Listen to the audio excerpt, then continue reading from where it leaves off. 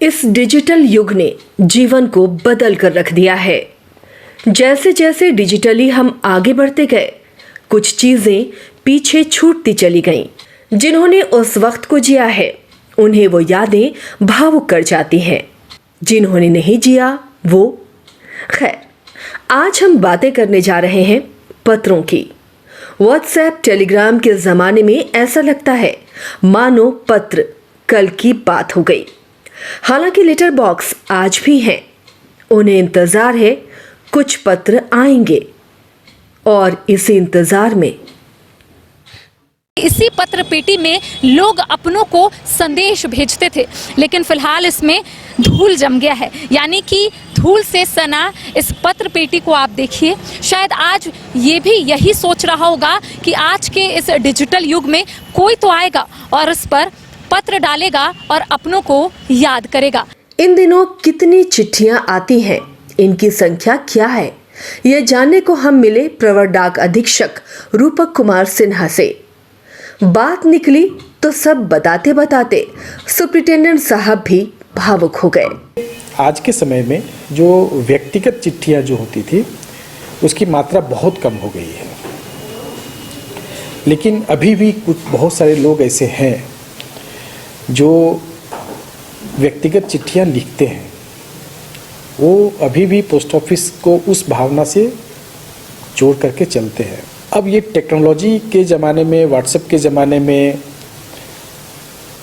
आप देखें, व्यक्त करें तो जो भी बच्चे हैं या पत्र लिखने का जो एक फीलिंग्स आता था पत्र लिखने में, वो फीलिंग्स धीरे धीरे कम होता जा रहा है। सर, क्या आपने लिखा है, क्या आप उसे याद करना चाहते हैं? जी हाँ, हमने एक समय था जब रेगुलर हम पत्र लिखते थे।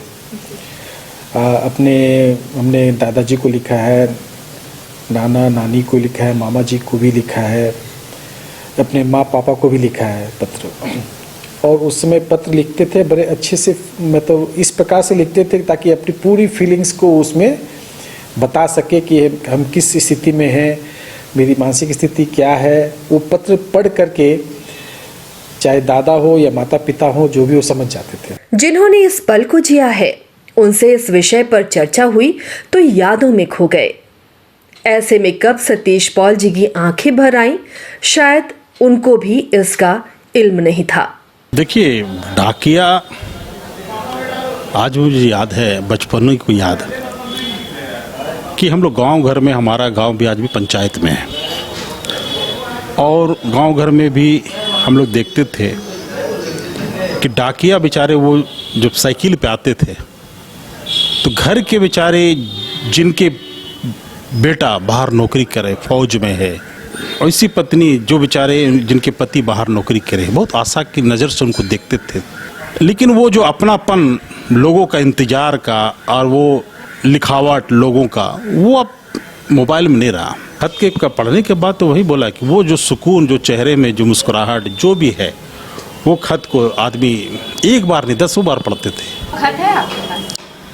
खत तो है, खत है, आज भी है, और खत को पढ़ते भी है। जो दिल की गहराई से लोग बोले कि अपनी व्यथा को लिखते थे बैठ करके, और लोगों की जो इंतज़ार करता था चिट्ठी का।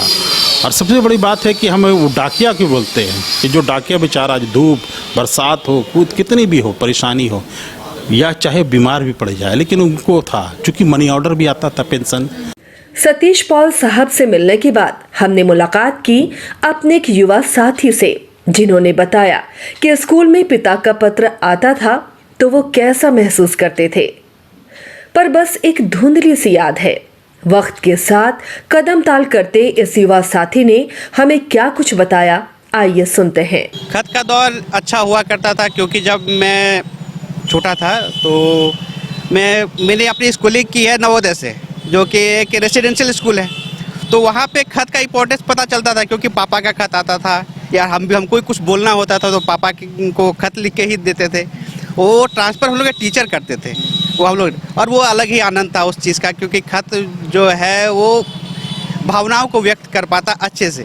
क्योंकि उसमें हम लोग जो लिखते हैं वो अच्छे से भावनाओं के साथ, प्यार के साथ वो लिखते हैं, तो उसका अलग ही आनंद है। ये अलग ही चीज़ है। ये आप कहिए कि टेक्नोलॉजी का ज़माना है, हर तरह का चीज़ बहुत फास्ट हो गया है, और जहाँ बहुत तेज़ी आ जाती है ना, वहाँ प्यार और संवेदनाएं खत्म हो जाती है, भावनाएं वो व्यक्त नहीं हो पाती। वक्त के साथ आगे बढ़ना हमारी ज़रूरत भी है और मजबूरी भी, पर धरोहर को संभालने की जिम्मेदारी भी तो हमारी ही है ना। व्हाट्सएप, टेलीग्राम, मेल ये तो चलते रहेंगे, लेकिन कभी वक्त मिले तो अपनी भावनाओं को चिट्ठी के जरिए व्यक्त करने की कोशिश करें।